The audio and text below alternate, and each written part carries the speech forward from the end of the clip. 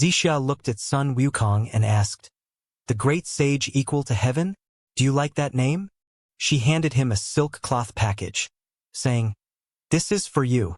Sun Wukong snatched it away, unfolded it and suddenly froze. It was his attire from when he was the Monkey King, battling the heavenly soldiers on Flower Fruit Mountain. Golden armor, red robe, and a purple gold crown. Zixia explained, "I traveled to the 4 seas, extracted gold from the reflection of the sun in the East Sea waters, and crimson from the sweat of the Kunlun divine dragon. I used the light of tens of thousands of miles of sun and moon as thread, and the clouds of the 5 heavens as brocade to weave this for you. Look, does it resemble your old attire?" She held them out, gazing at Sun Wukong, urging, "Put it on.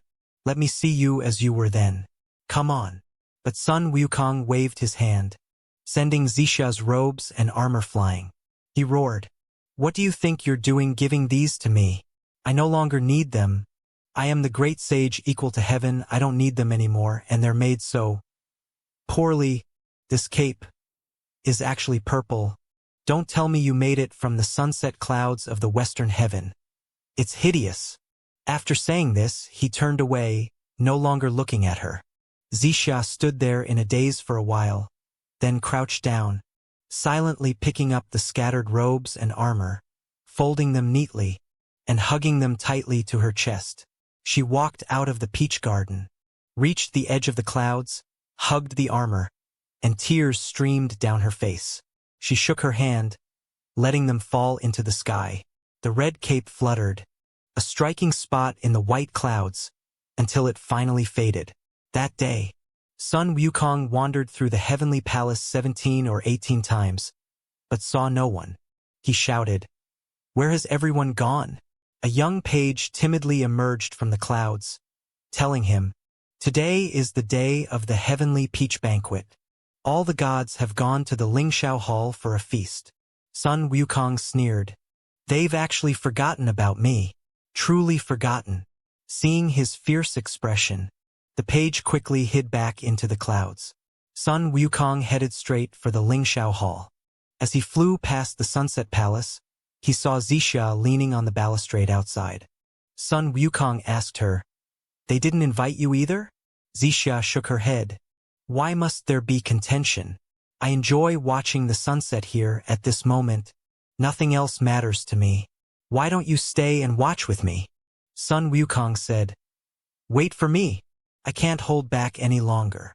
Before the words had even finished, he had already flown away. Zixia sighed, "Why must you leave so hastily?" She looked in the direction he had gone, murmuring, "The brilliance of the sunset won't last long. After the splendor comes the endless darkness." "But you said to wait, and I will," she said. 9,000 years is but a moment, and the day of the peach banquet finally arrived again. Inside the Lingxiao Hall, the Queen Mother shrieked, Who brought such a small peach?" Io was dragged in. The Queen Mother smiled slightly, then suddenly darted off her throne, pressing the peach against Io's face, roaring, "Are you afraid my face won't be humiliated enough?" Ah! Io's tears streamed down. She kowtowed frantically. Her forehead broke, blood staining the jade bricks red. Guanyin frowned slightly.